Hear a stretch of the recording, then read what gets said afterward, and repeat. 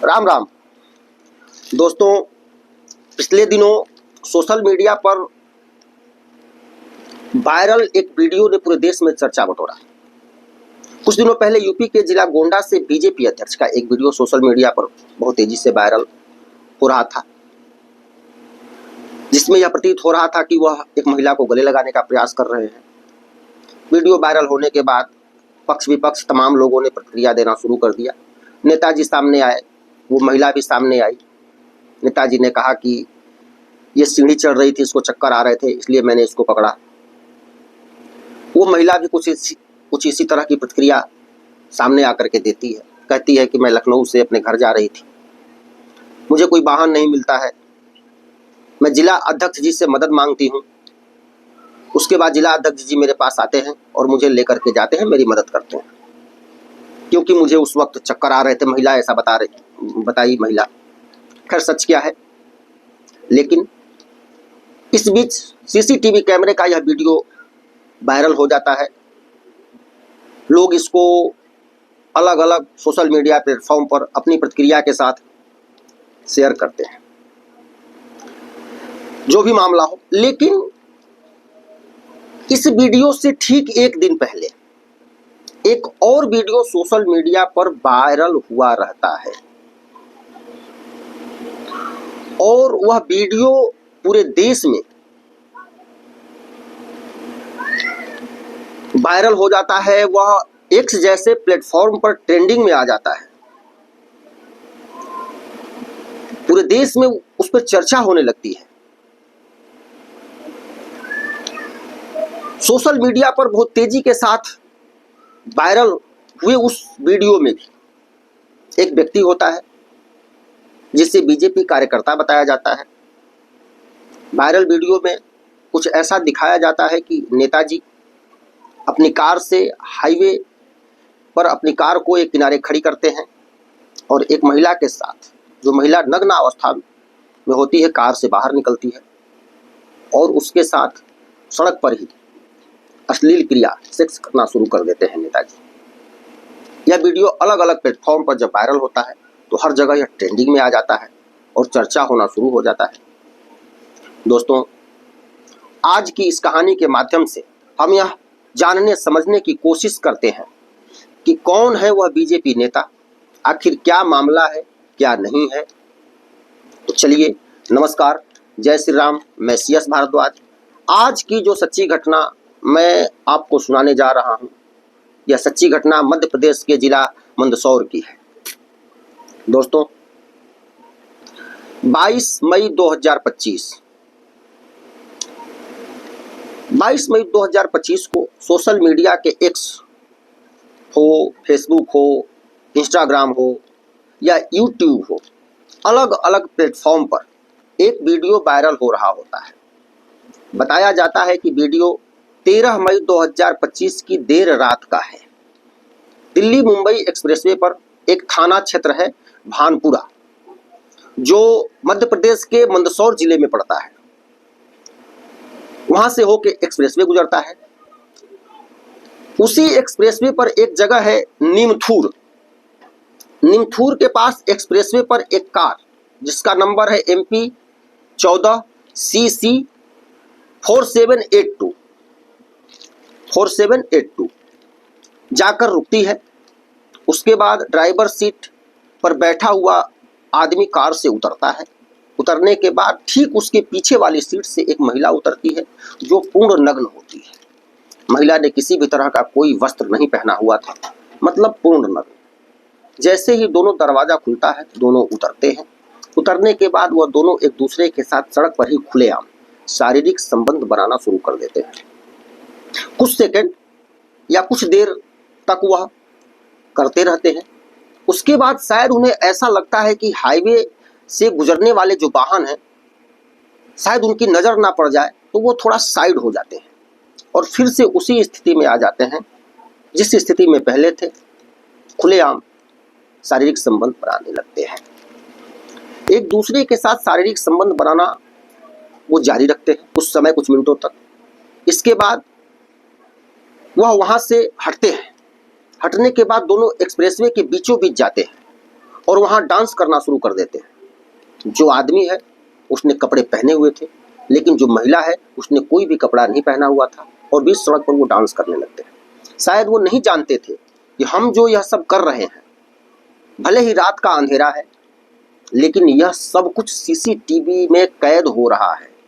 यह उनको नहीं पता था शायद, और वो भी सीसीटीवी कैमरे हाई रेजोल्यूशन के हैं, उनमें सब कैद हो रहा था। यह भी हो सकता है कि दोनों नशे की हालत में हो और ऊपर से काम वासना से पीड़ित, दिमाग की बत्ती गुल। तो फिर हम कहाँ हैं, क्या कर रहे हैं, सब गुल।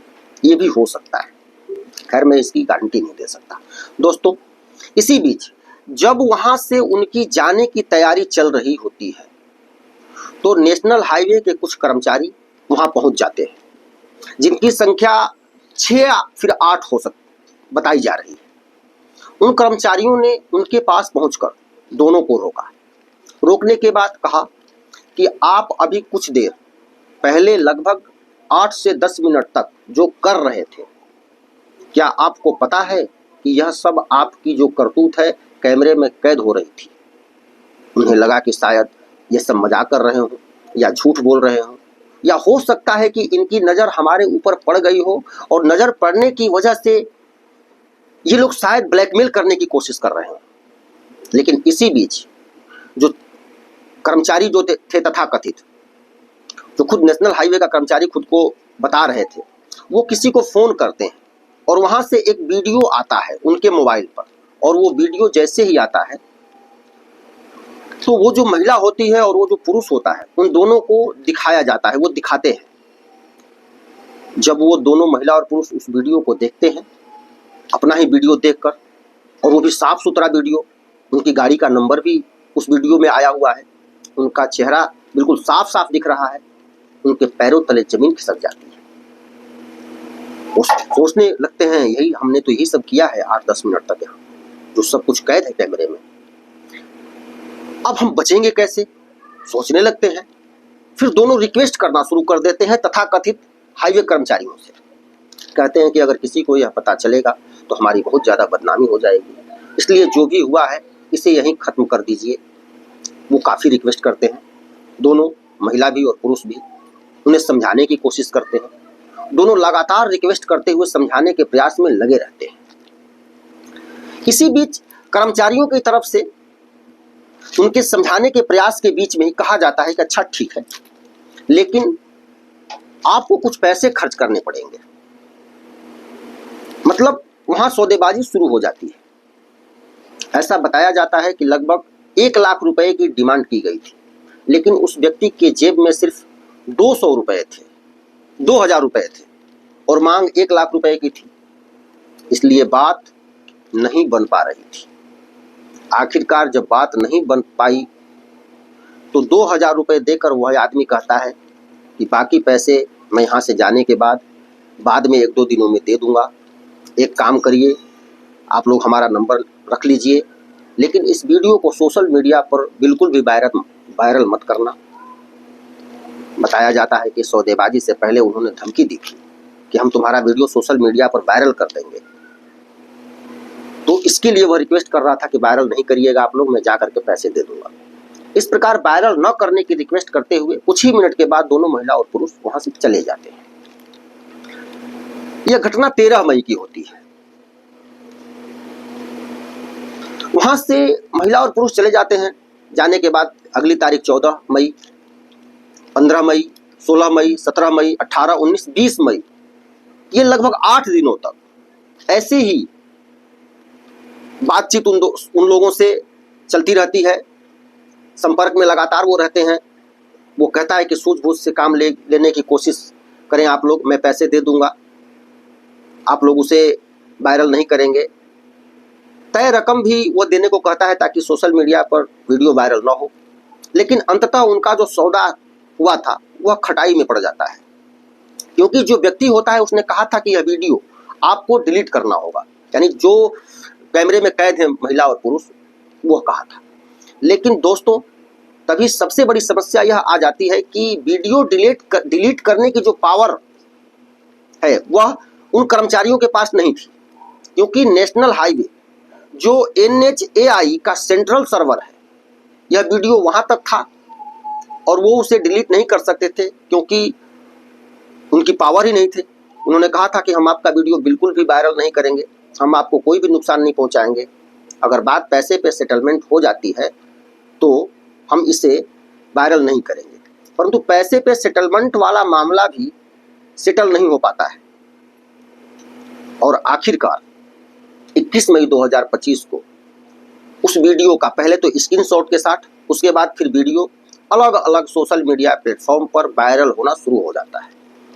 एक दिन बाद 22 मई 2025 को वह वीडियो इतना वायरल हो जाता है कि एक्स जैसे प्लेटफॉर्म पर वह ट्रेंडिंग में आ जाता है और उस पर वह 19वें नंबर पर ट्रेंड कर रहा होता है। इसके बाद फिर लोग यह पता करने की कोशिश करने लगते हैं कि आखिर मामला क्या है, क्या नहीं है।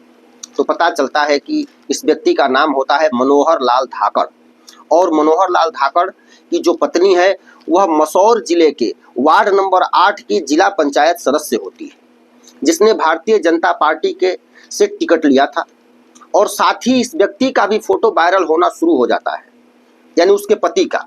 दरअसल इसने बीजेपी का पटका पहना हुआ था और उस पटके के साथ लोग इसे बीजेपी नेता बता करके फोटो वायरल करने लगते हैं। अब लोगों ने वो फोटो जिसमें बीजेपी का पटका इस व्यक्ति ने पहना हुआ था, साथ ही वह नेशनल हाईवे पर जो कृत्य कर रहा था, वो सब लगातार वायरल हो रहा होता है।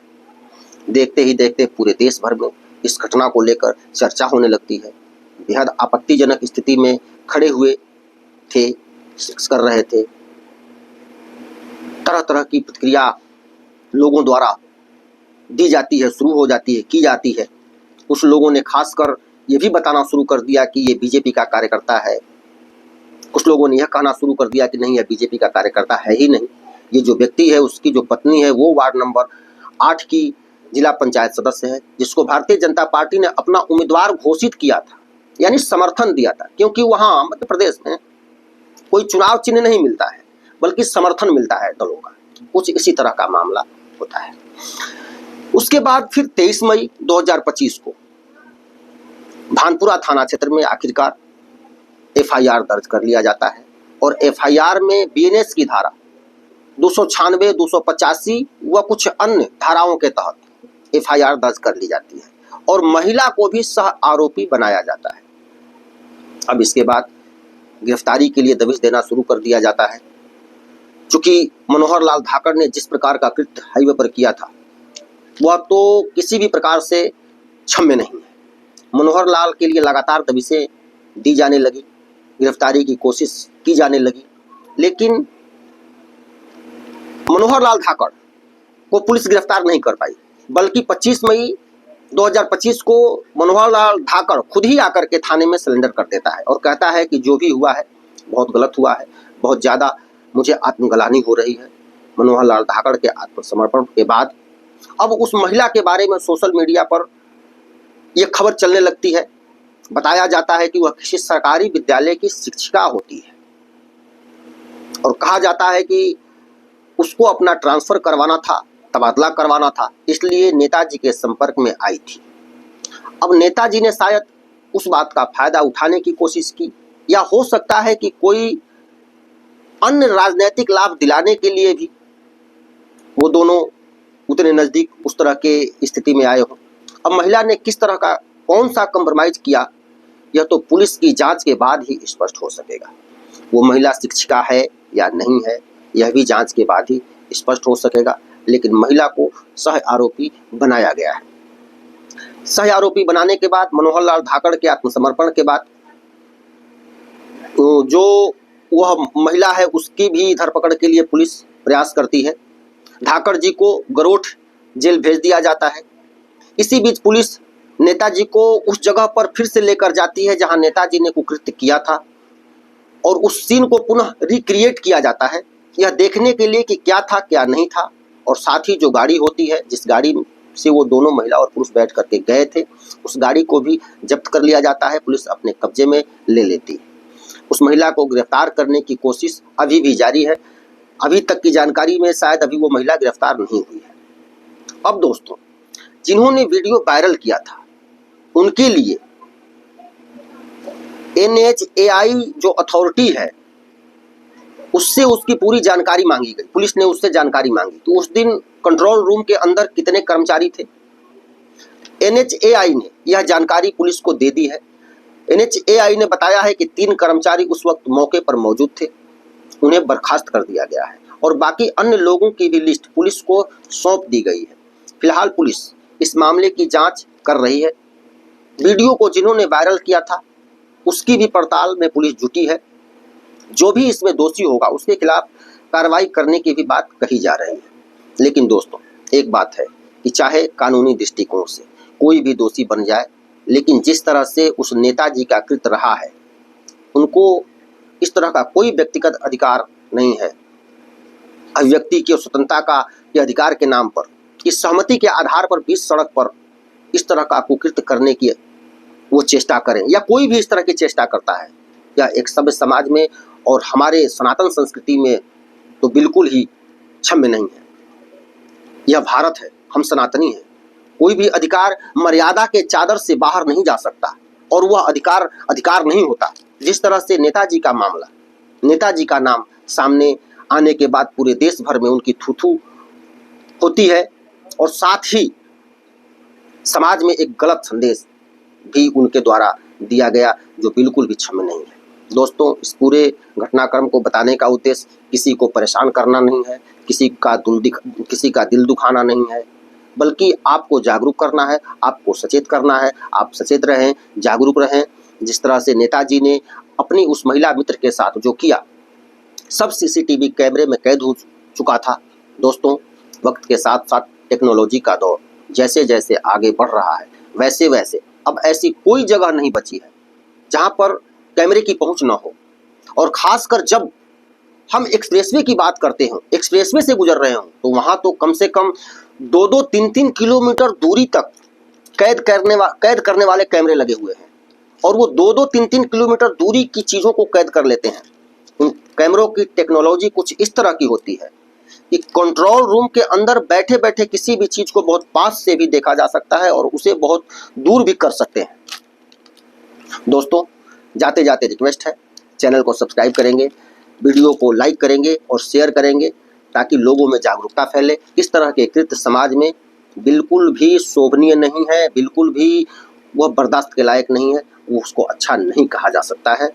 बहुत बहुत धन्यवाद। फिर मिलते हैं अगले वीडियो में, तब तक के लिए इजाज़त दीजिए। राम राम, जय हिंद, वंदे मातरम।